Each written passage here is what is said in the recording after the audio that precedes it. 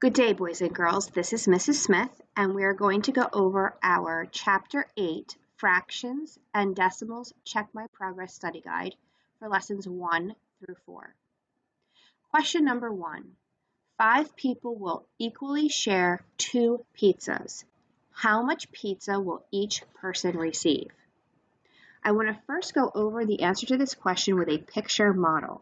I encourage you to draw pictures, especially when we're dealing with fractions, because it will help you decide which operation to use. So we have 2 pizzas, and we want to share them with 5 people.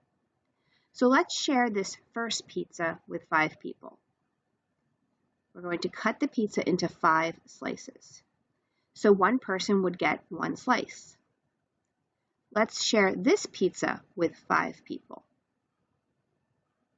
Each person would get 1 slice. So one person would get 1/5 of this pizza and 1/5 of this pizza. So they would get 2/5. Okay, now let's solve it a different way. We have 2 pizzas, 2 whole pizzas, and we want to divide that by 5 people. 5 is unable to divide 2, so I write a 0 in the quotient. I add a decimal point and a 0. 5 is able to divide 24 times, which equals 20. 4 times 5 equals 20. I subtract and I get 0. 4/10. So I can record 4/10 as a decimal, or I can record it as a fraction, 4/10. Now, up here I said that each person got 2/5 of a pizza, but using equivalent fractions, I could multiply times 2 and get 4/10. So all of my answers are equivalent. So I could say that each person gets 2/5, 4/10, or 4/10 of the pizza. All right, question number 2. Mr. Johansson is cutting construction paper for an art project. He has 24 students and 6 large pieces of construction paper. How much paper will each student receive? Again, let's draw our problem out. So we know that he has 6 large pieces of construction paper. So I'm going to draw 6 rectangles to illustrate that.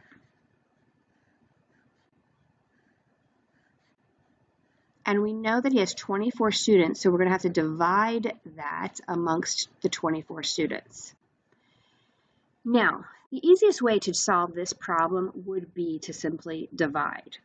So I'm going to take the 6 construction pieces of paper and divide that by 24. I cannot have 6 and divide that by 24. That would be 0 times. So I'm going to add a decimal point and a 0. Now I use the cover-up method to estimate how many times 24 can go into 60. I cover up the 0 and I cover up the 4. 2 goes into 6 3 times, so that's where I'm going to start. 24 times 3.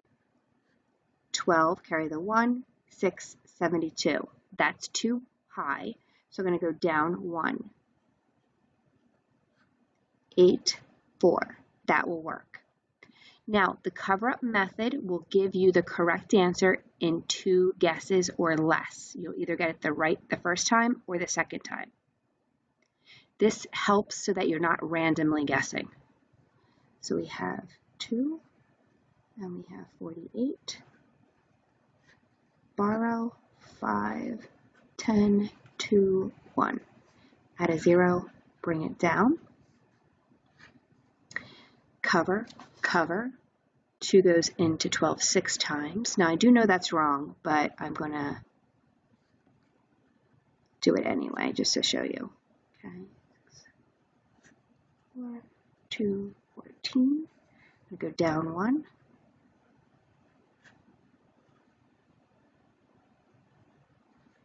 5, 120.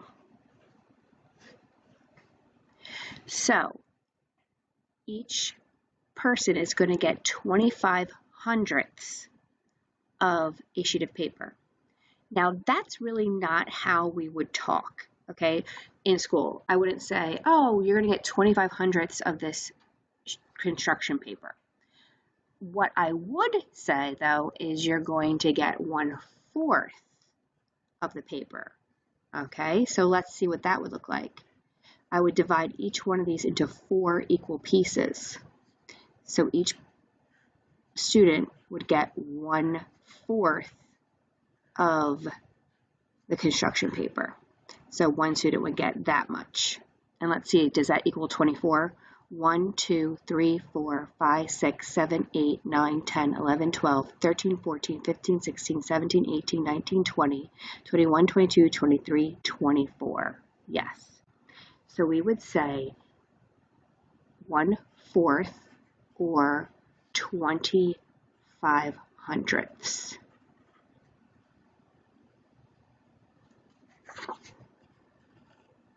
Next question. And before I start, do you notice how I'm using a separate sheet of paper? Now I'm using an index card because it's easier to show on the screen here. But you should use a separate sheet of paper. If you're trying to solve all of this right here on this little sheet of paper, you're not doing yourself any favors. In math, there's no such thing as wasting paper in math, okay? Use an extra sheet of paper. Show your work. Draw pictures. All right, question number 3. Greg is pouring an entire gallon of milk into 10 glasses. What part of a gallon will be in each glass? All right, so let me draw a gallon, and I'm probably not going to be very good at drawing a gallon, but I will do my best here. All right, so this is a gallon jug. All right. Okay, 1 gallon. All right. I don't know how good that looks. All right, and we've got 10 glasses. 1, 2, 3, 4, 5. 1, 2, 3, 4, 5. Okay.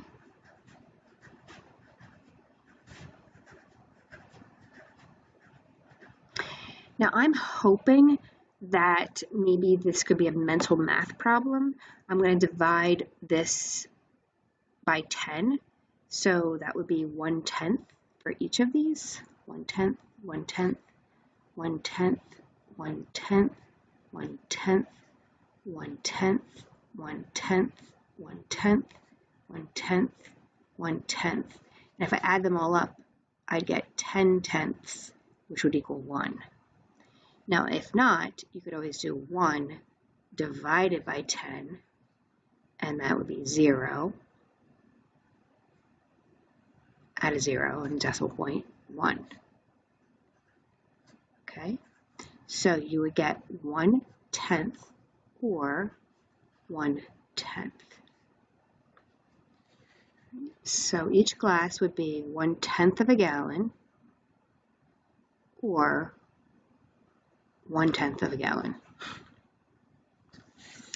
All right, Sarah is cutting ribbon for a craft project. And I have to tell you, in math, we cut a lot of ribbon, okay?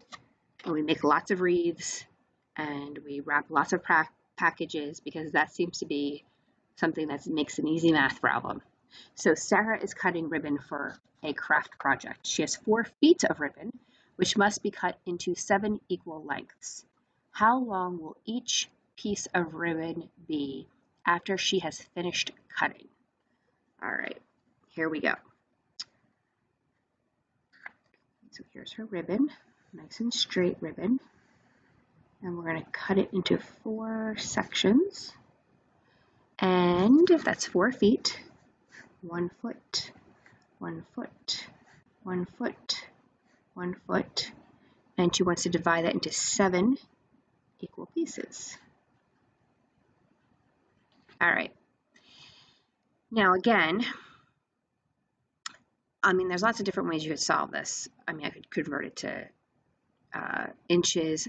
I have to say, I did solve this problem before I'm videotaping it, and I'm glad that I did, because this problem does not end. The decimal does not end, and I'm going to illustrate that for you now. So we have 4 feet divided by 7, okay? 7 does not divide 4. Okay, so I add a 0. 7 divides 45 times, which is 35. I borrow, get a 5, add a 0. 7, bring that down. 7 times 7 is 49. I borrow. Okay, that's a 1. Add a 0, bring it down. 7 goes into 10 one time, which is 7. I get a 3, add a 0, bring it down. It's going to be a 4. Now, this decimal is just going to keep going on and on and on. And the reason why is because there are no multiples of 7 that end in a 0. So it just keeps going. All right? This is when you can, I mean, you could round, okay? But this is when you know that your answer should be written as a fraction. So really, you would just say it's 4 feet divided by 7, so it would just be 4/7 of a foot. Because you take the feet and you're dividing it by 7. So it would just be 4/7 of a foot. And I say that because when you have a decimal that just goes on forever, the most accurate answer is a fraction, because you don't have to round a fraction. The fraction is what it is. So for your teacher purposes, you could write it like this and write 5, 7, 1, 4, and you could put dot, dot, dot, dot, dot, dot. Or you could round it, all right? And then you could just write 4/7 feet. Again, I'm going to say that again. If you have a decimal that goes on forever, your most accurate answer would be a fraction, because you don't have to round. All right. Now it is time to move on to greatest common factors. There are different ways to find the greatest common factor. I do use factor rainbows. You may use a different method, and that's okay. In the end, we will get the same answer. All right, one thing I love about greatest common factors is that the name tells you what to do. So here we have greatest common factors, and you actually just go backwards and it tells you what to do. The first thing we're going to do is find the factors of the number. So we have 6 and we have 36. So the first thing we're going to do is to list the factors, F. So I have 1 times 6, 2 times 3, and the next number is 3, so there's no numbers in the middle. All right, next I have 1 times 36, 2 times 18, 3 times 12, 4 times 9, and 6 times 6, and that meets in the middle. Next, I circle the ones they have in common. 1 and 1, 2 and 2, 3 and 3, 6 and 6. And then G, I find the ones that I circled, which is the greatest of the ones I circled, and that would be 6. So all the ones I circled are common factors. The largest one that I circled is the greatest common factor. So the GCF is 6.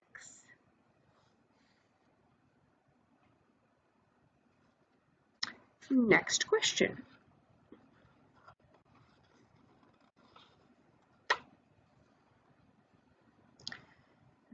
Alrighty, let me make sure I have enough room here. I'm going to cover up that. All right, G I always write it G, C, F because these are the directions and I work backwards.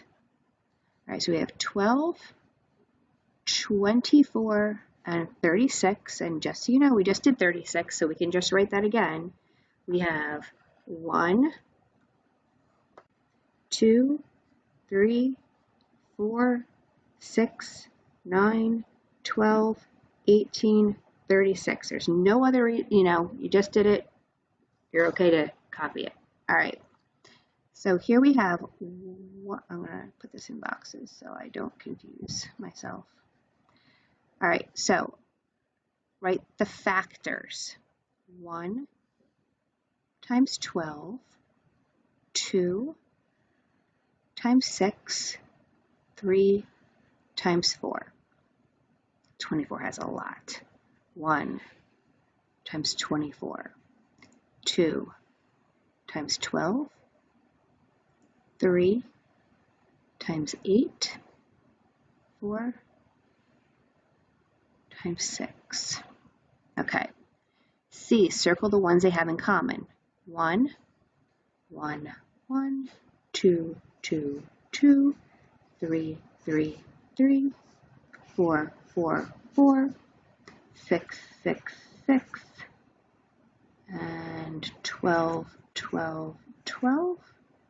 Okay, and which is the greatest of the ones you circled? 12, 12, 12. So the greatest common factor is 12.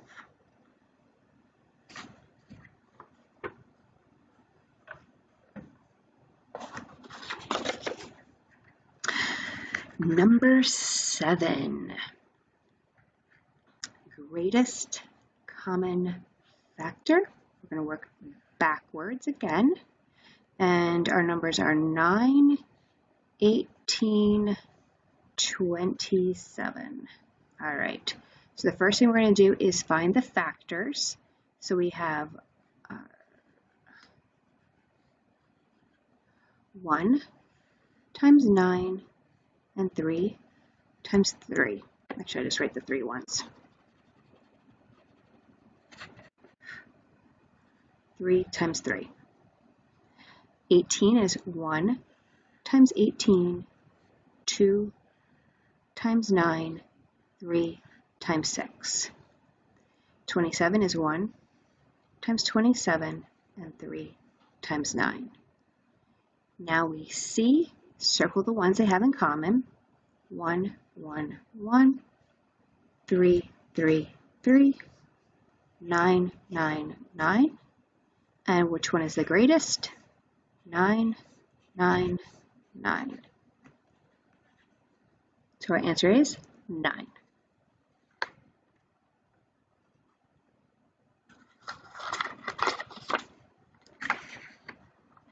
Number 8, greatest common factor. We have 40, 50, 60. All right, and the first thing we're going to do is list the factors. 1 times 40, 2 times 20, 4 times 10, 5 times 8, 1 times 50, 2 times 25, 5 times 10, 1 times 60, 2 times 30, 30 times 20, 3 times 20, 4 times 15, 5 times 12, 6 times 10. All right, that's the common factors.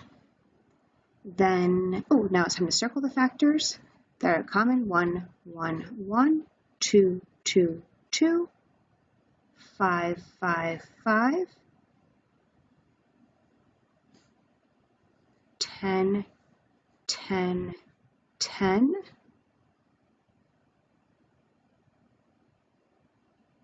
Okay, and it looks like 10 is the greatest common factor.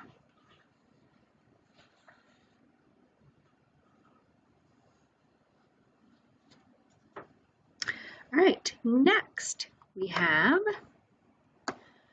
write each fraction in simplest form. If the fraction is already in simplest form, write simplified. All right, so here we have 4 and 8, and this is itty bitty. I'm not sure why they wrote it so tiny, but we're going to divide the top by 4 and the bottom by 4, and we're going to get 1 over 2 for 1/2. All right, here we have 15 and 25, so we're going to divide the top by 5 and the bottom by 5, and we're going to get 3 over 5 for 3/5. And then 8 and 9, and this is simplified.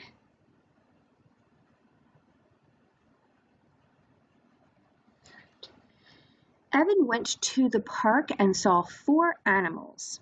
Each animal was either a duck or a dog. If he saw a total of 14 legs, how many of each animal did he see? All right, so first I think we need to establish that a duck has 2 legs and a dog has 4 legs. And he saw 4 animals, so I am going to draw 4 boxes here.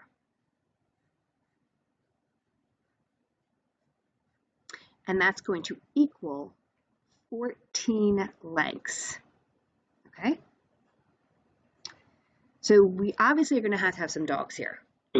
Okay, so this is going to be a dog, is 4, and then 4, so that's up to 8.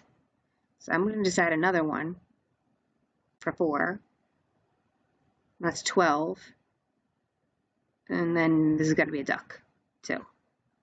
Okay, so hopefully you just realize that you got to kind of set it up. All right, so that would be 3 dogs